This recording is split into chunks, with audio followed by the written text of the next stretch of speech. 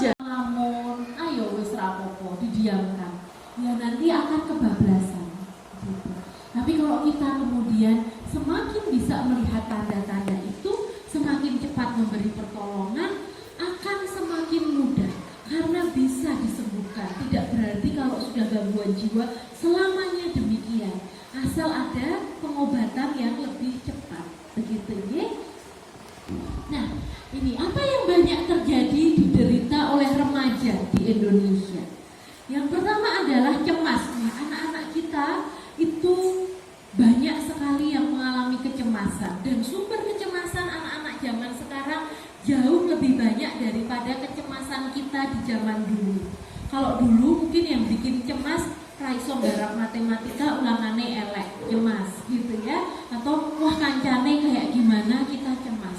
Itu ada hal-hal yang masih di sekitar kita. Anak-anak kita yang bikin cemas itu banyak sekali. Apalagi kalau sudah pegang handphone ya. Wah, kok pemain sinetronnya, atau kalau sekarang nggak nonton sinetron ya anak-anak ya, artis-artis di TikTok gitu ya, selebgram, bajunya bagus-bagus, lambiku kok koyo ngene, sudah bikin cemas duluan. Atau penampilannya, rambutnya bagus, rambutku kok koyo ngene, sudah bikin apa kalau istilahnya zaman sekarang, galau, insecure gitu ya, galau, insecure. Padahal ya itu di dunia nyatanya mereka, artis itu ya kalau ngentot ya tetap mambu gitu kan. Tapi kan anak-anak kita melihat wah, serba wah semuanya, sehingga pengen menjadi seperti itu gitu ya. Nah, gangguan cemas ini dialami anak-anak. Lalu depresi, merasa tertekan, ini banyak sekali dialami.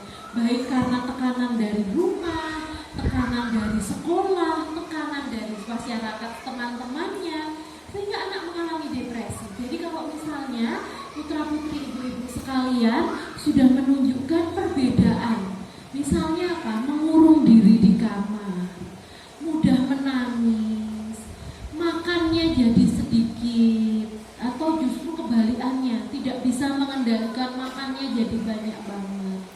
Gangguan pola tidur, nggak bisa tidur atau justru tidur terus, tidak mau bangun, nggak ada semangat, ya itu perlu diberi perhatian, ya. Jadi jangan sampai menjadi gangguan depresi. Gangguan perilaku ini seringkali kalau orang melihat itu arahnya adalah anak nakal. Apa yang sekarang banyak di Jogja ini Bu? Klite, ya. Itu adalah sebenarnya gangguan perilaku. Tidak sekedar nakal, karena kalau anak nakal yang masih biasa begitu ya, secara emosi dia nggak tega kok melukai orang lain.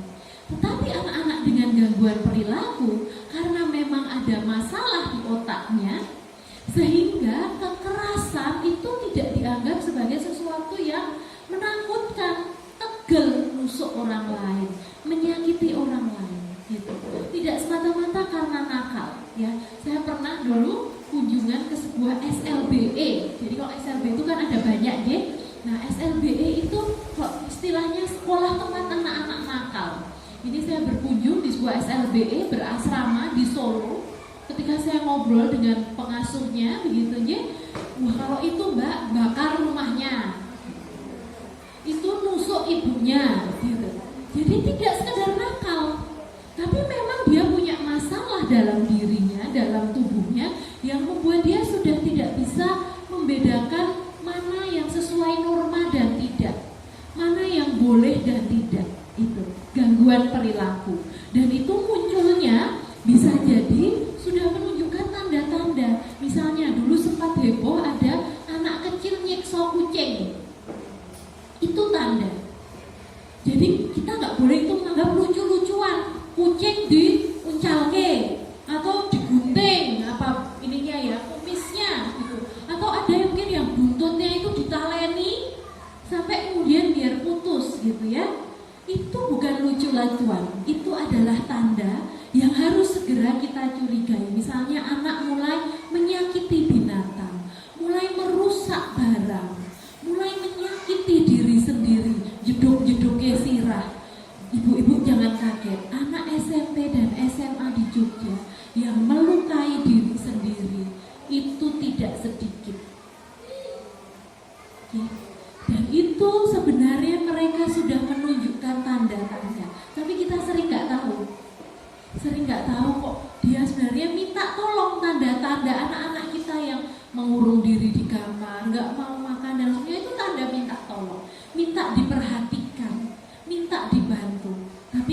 kadang memang terlewat gitu ya. Tidak hanya misalnya orang yang tidak punya pengetahuan, yang bersyukur ibu-ibu semua belajar ini makan semakin tahu. Bahkan orang yang tahu pun kadang-kadang juga mengabaikan bahwa ini sesuatu yang ditolong, justru didiamkan saja, gitu ya.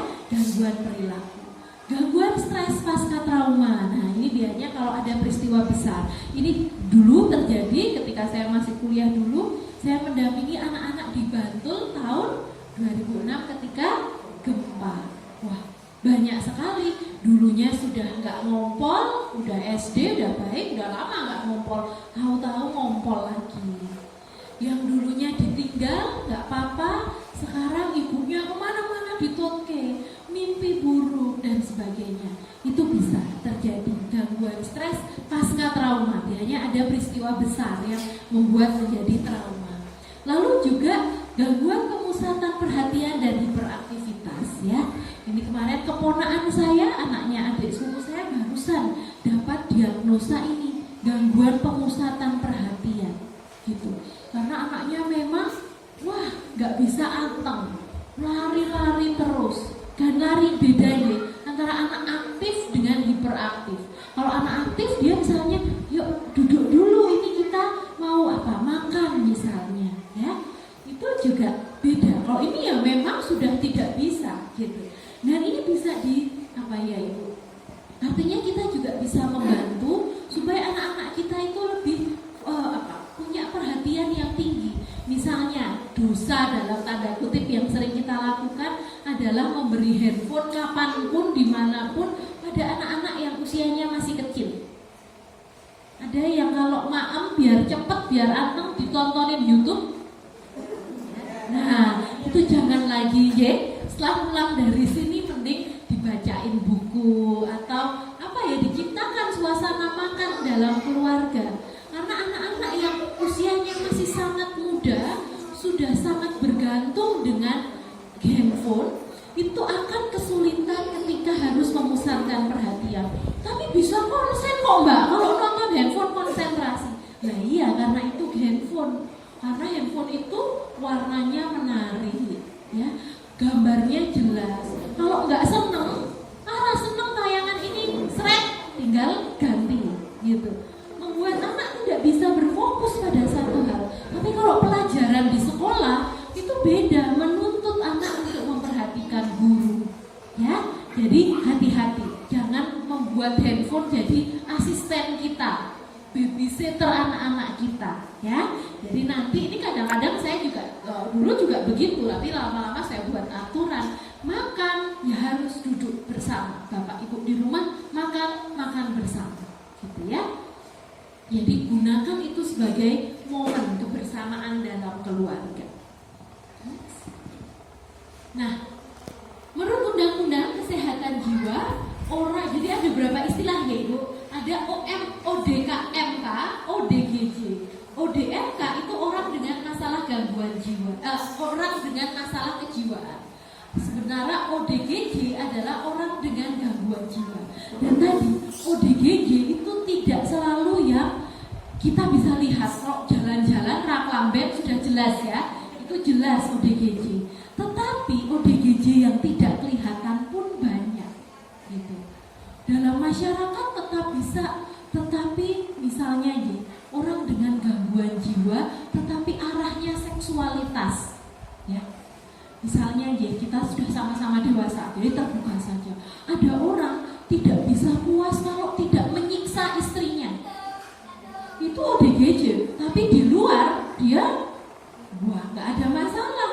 Tapi gangguan jiwanya kaitannya dengan seksualitas, misalnya begitu. Atau tadi gangguan depresi yang kemudian tidak ngamuan gitu ya, tetapi sifatnya ke dalam. Dia meneng ngalamun, itu juga ODGJ. Walaupun nggak kemudian jalan-jalan mudo di jalan enggak, tetapi tetap ada masalah kejiwaan. Jadi itu ada banyak. Nah kita akan lihat satu-satu. Nah tanda-tandanya apa gitu ya? Perubahan penampilan ya. Ini kalau sudah ekstrim mulai ada perubahan penampilan. Karena apa? Biasanya orang yang depresi itu tidak punya tenaga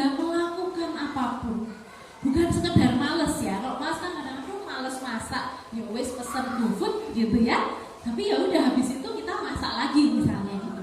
Kalau ini sudah benar-benar kayak nggak punya energi, mau bangun apalagi masak nggak bisa, sisiran ya males, mandi males gitu ya. Bukan sekedar males tapi memang nggak bisa gitu. Sehingga kemudian ada perubahan penampilan, perubahan perilaku tadi, nggak mandi atau makannya banyak banget atau justru nggak mau makan, tidur terus atau justru nggak bisa tidur. Lalu juga perubahan mood atau suasana perasaan, perubahan. Jadi kalau yang kemarin ya berantem biasa, suami istri ada beda pendapat biasa, tapi ini baru kecemplok sedikit, anaknya nakal sedikit langsung meledak misalnya.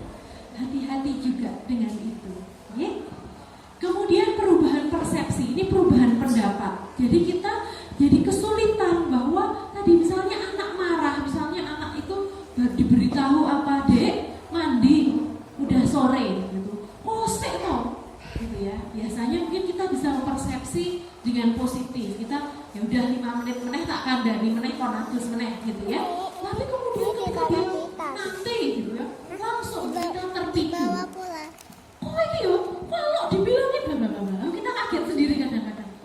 Aku dari gini gitu.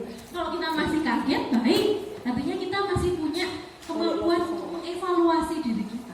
Tapi kalau itu berulang-ulang terus, kita jadi emosional, tidak bisa mempersepsi secara positif, secara lebih luas, hati-hati. Ya? Nah, kemudian perubahan kognitif. Jadi ada kesulitan. Nah, pada anak-anak ini sering terjadi. Ya, misalnya ini terjadi ketika kognitif itu biasanya juga anak-anak yang punya orang tua yang kurang perhatian. Karena kalau orang tua perhatian ya nggak mungkin dia di jalan jam 11 malam. Itu remaja kok jam segitu masih di luar nggak dicariin. Jadi yang pertama adalah diperhatikan. Misalnya saya punya tetangga gitu ya, laki-lakinya, laki-laki semua anaknya, lalu bapaknya itu cerita sama saya. Kalau saya Pak, mending anak-anak itu kumpul di rumah sama teman-temannya, saya relakan rumah saya jadi markas mereka, tapi saya bisa mengawasi daripada mereka nggak tahu mana. Walaupun mungkin ya mereka ngerokok gitu ya, yaudah malah saya kasih tahu, saya beritahu daripada di luar mencari yang macam-macam, gitu ya. Kasih sayang, dukungan, mendorong anak untuk berani menyampaikan bagaimana